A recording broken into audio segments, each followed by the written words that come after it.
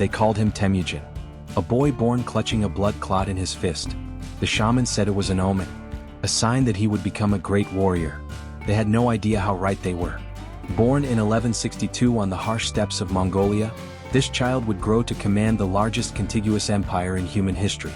An empire that stretched from the Pacific Ocean to the gates of Vienna.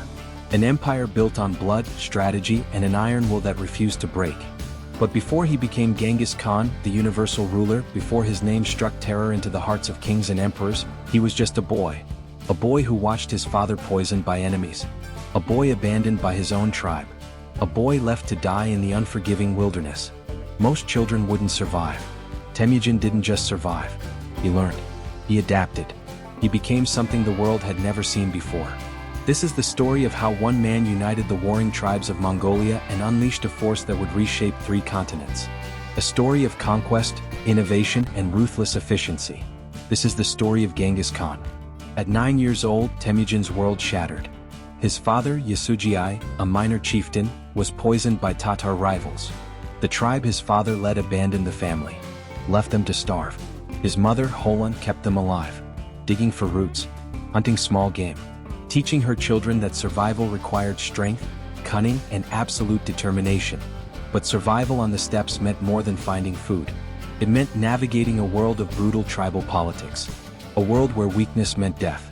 Temujin's half-brother challenged his authority, questioned his leadership. In that moment, young Temujin made a choice that would define his life. He killed his half-brother, eliminated the threat, established dominance. His mother was horrified, but Temujin understood something she didn't. On the steppes, mercy was a luxury no one could afford. Soon after, rival clans captured him. They locked him in a wooden collar, paraded him as a slave. They thought they had broken him. They were wrong. Temujin escaped, found allies, began building something that would change everything. Not just a tribe, not just an army. A brotherhood bound by loyalty, merit, and shared purpose rather than bloodlines. This was revolutionary. Mongol society was built on aristocratic lineage. Temujin didn't care about your family name. He cared about your ability, your loyalty, your results. The boy who should have died in obscurity was becoming a leader who would challenge empires.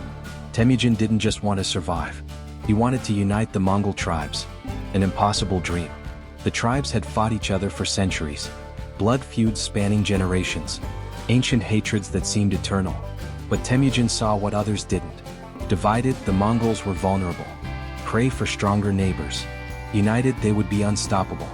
He started small. Formed an alliance with Togrul, Khan of the Karait tribe.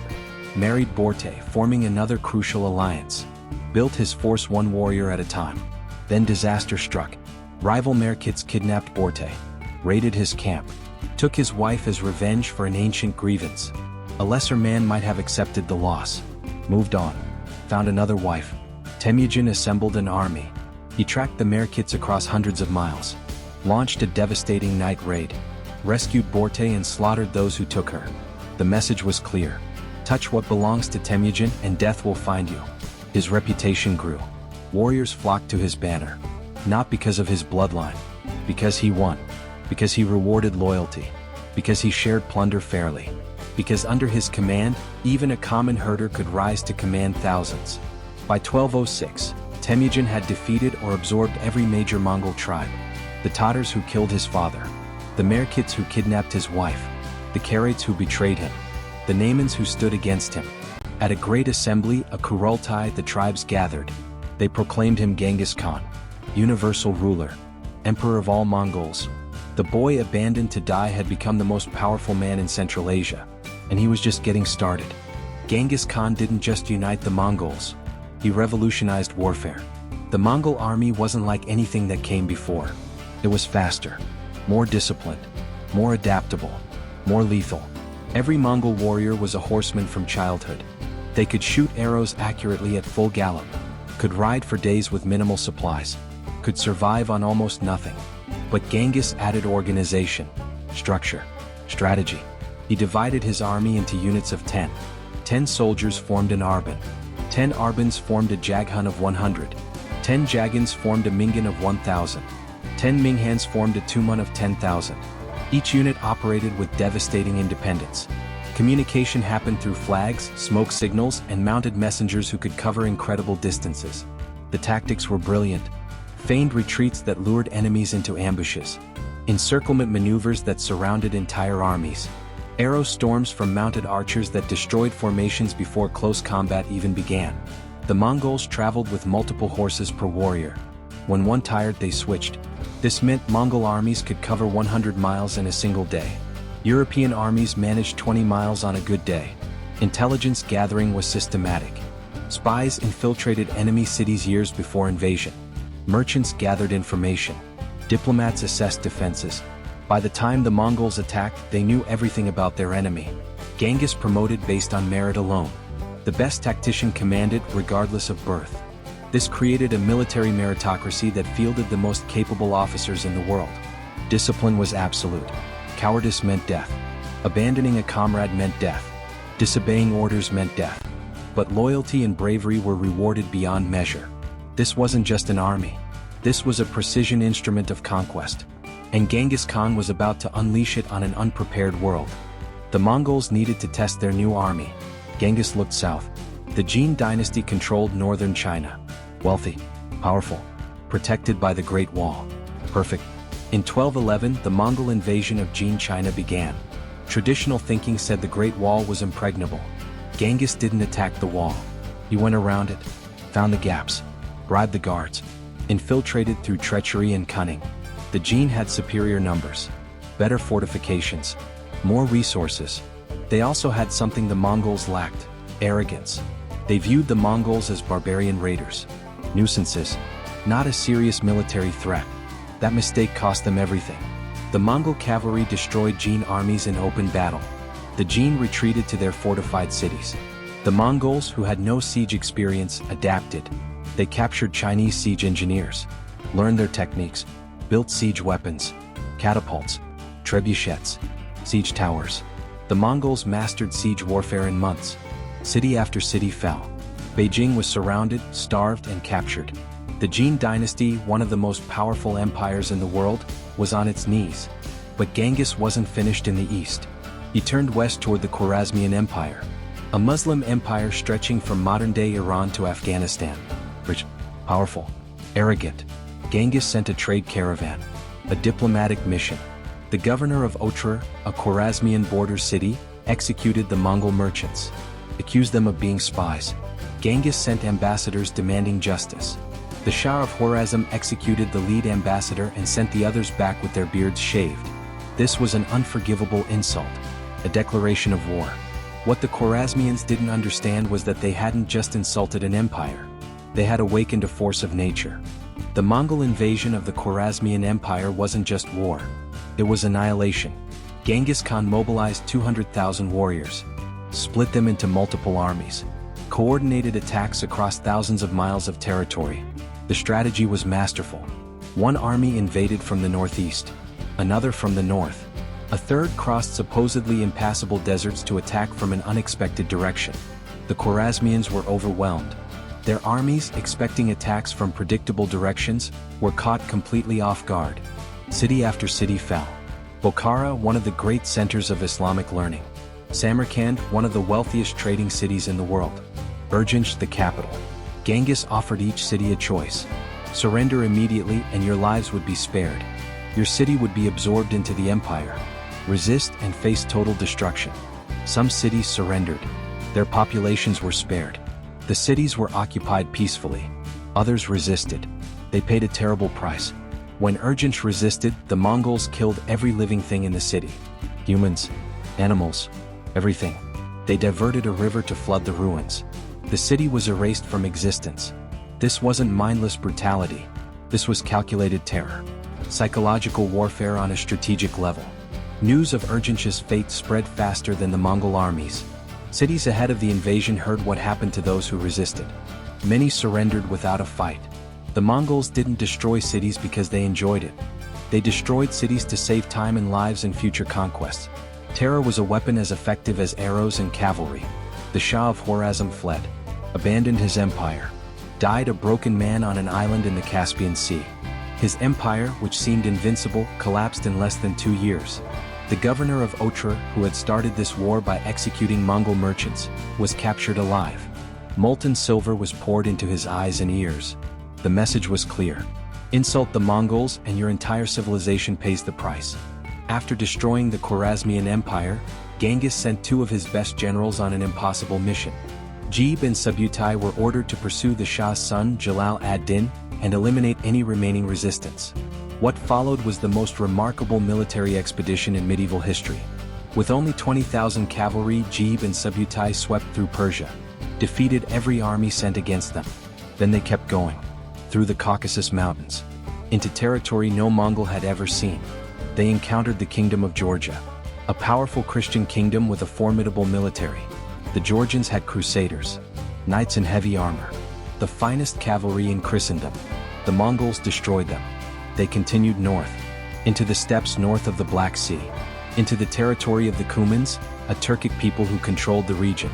The Cumans fled to their allies, the Kievan Rus, a confederation of Slavic principalities that would one day become Russia. The Rus princes assembled a massive army, 80,000 warriors. They outnumbered the Mongols 4-1. They had the terrain advantage. They had supply lines. They were confident they would crush these foreign invaders. At the Battle of the Kalka River in 1223, the Mongols annihilated them. Using feigned retreats, the Mongols lured the Rus army into pursuing for days. When the Rus forces were exhausted and disorganized, the Mongols turned and attacked. The Rus army was destroyed. 6 princes were captured.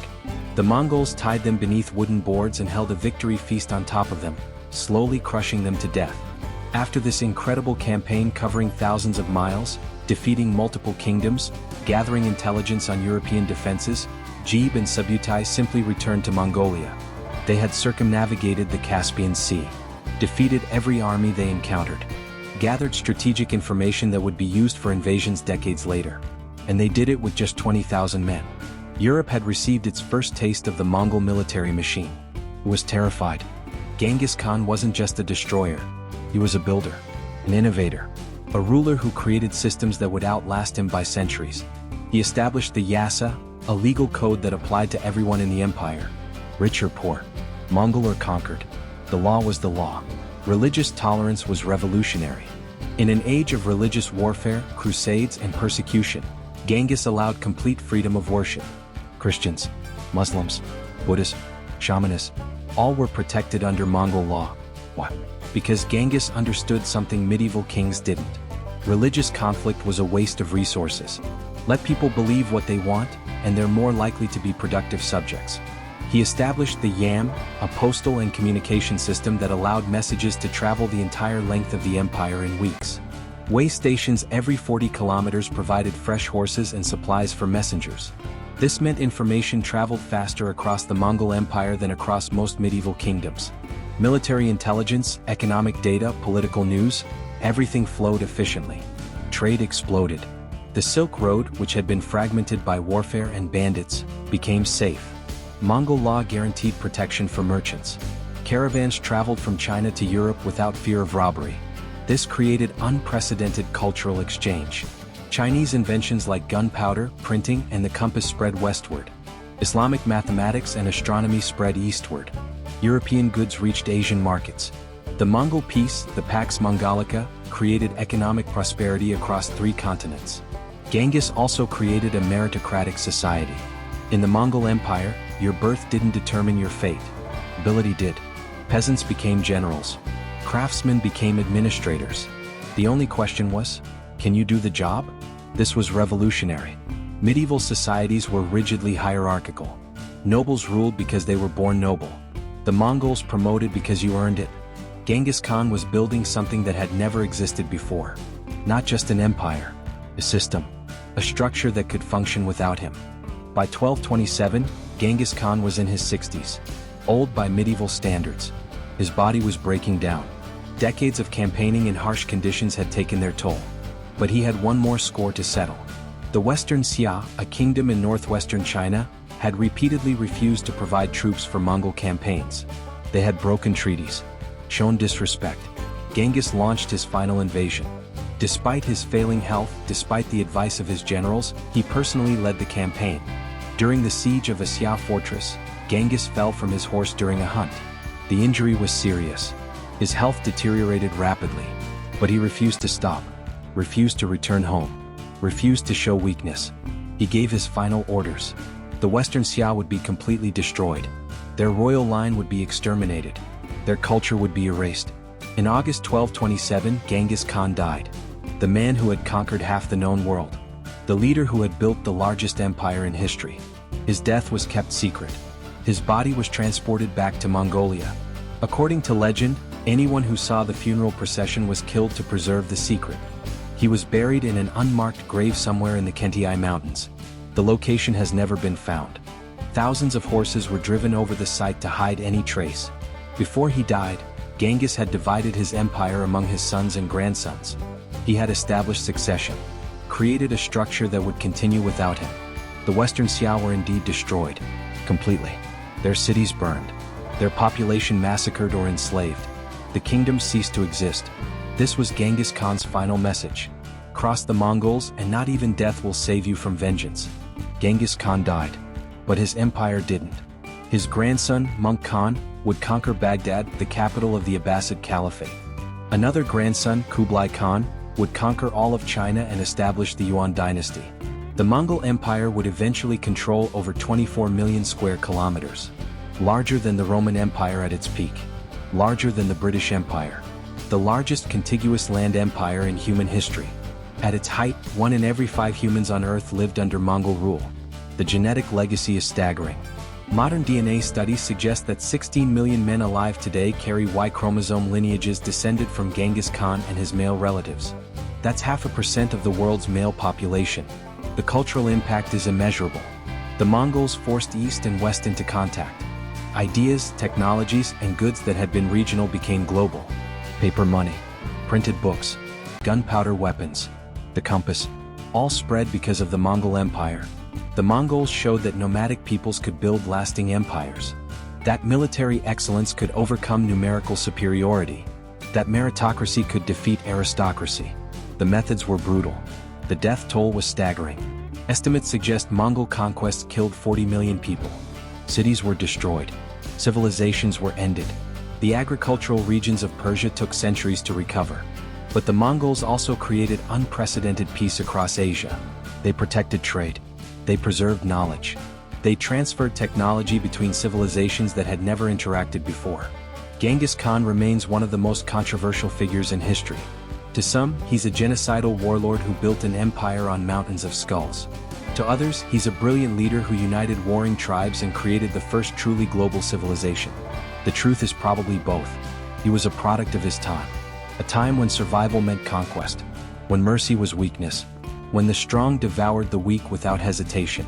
Genghis Khan understood that world perfectly. He mastered its rules. And he rewrote them to his advantage. Who was Genghis Khan really? Beyond the conquest. Beyond the empire. Beyond the legend. He was a man who valued loyalty above all else. His closest companions were elevated to positions of power not because of birth, but because they had proven themselves in his darkest moments. He was a man who never forgot a kindness or an insult. Those who helped him in his youth were rewarded decades later. Those who betrayed him were hunted to the ends of the earth. He was surprisingly progressive for his era. Women in Mongol society had more rights than in most medieval civilizations. His mother and wives served as advisors. Mongol women could own property, divorce, and participate in political decisions. He was intellectually curious. Despite being illiterate himself, he valued learning. He gathered scholars from every conquered territory. Created the first written Mongol script, encouraged the preservation of knowledge. He was ruthless in war but honorable in his own way. He kept his word. Treaties were sacred. Promises were binding. His reputation for honoring agreements made diplomacy possible. He was also terrifying, cold, calculating, willing to sacrifice anything and anyone to achieve his goals. Mercy was tactical, not emotional. The man who unified Mongolia, who built an empire, who changed the world forever. He started as an abandoned child. He died as a god emperor. His name means universal ruler. For a brief moment in history, that title was accurate. His law ran from the Pacific to the Mediterranean. His armies were undefeated. His empire was unmatched. Genghis Khan proved that one person with vision, determination, and absolute will can change the course of human history. The boy clutching a blood clot became the man who painted the steppes red with the blood of empires. Was Genghis Khan a monster or a visionary? A destroyer or a builder? A barbarian or a genius? History has struggled with this question for 800 years. In the Middle East, he's remembered as a catastrophe, the destroyer of the Islamic Golden Age, the man whose armies ended centuries of cultural and scientific achievement. In China, the memory is complicated. He conquered brutally, but his grandson Kublai brought unity and prosperity. The Yuan dynasty is part of Chinese history now. In Mongolia, he's a national hero, the founding father, the greatest leader in their history. His face is on their currency. His image is everywhere. In Russia and Eastern Europe, he's the tyrant whose invasions shaped their development for centuries. The Golden Horde's domination delayed European-style development and created lasting trauma. Modern historians have tried to balance the scales. They acknowledge the death toll, the destroyed cities, the ended civilizations, but they also recognize the unprecedented cultural exchange, the technological transfer, the creation of safe trade routes. Some argue that without the Mongol Empire, the Renaissance might never have happened, that the flow of ideas and technology from east to west, forced by Mongol conquest, laid the groundwork for European advancement. Others argue that this doesn't excuse genocide, that no amount of cultural exchange justifies the systematic destruction of entire populations. Perhaps the answer is that Genghis Khan was a man of his time taken to the absolute extreme. Medieval warfare was brutal everywhere. The Mongols just did it more efficiently, on a larger scale, with better organization. He took the values of the steppe, strength, loyalty, merit, adaptability, and applied them to building an empire. He didn't apologize for brutality because in his world, brutality was survival. 800 years later, his legacy remains impossible to ignore. 16 million descendants. An empire that shaped 3 continents. Technologies that changed the world. And a name that still resonates with power. Genghis Khan. The universal ruler. The man who conquered the world.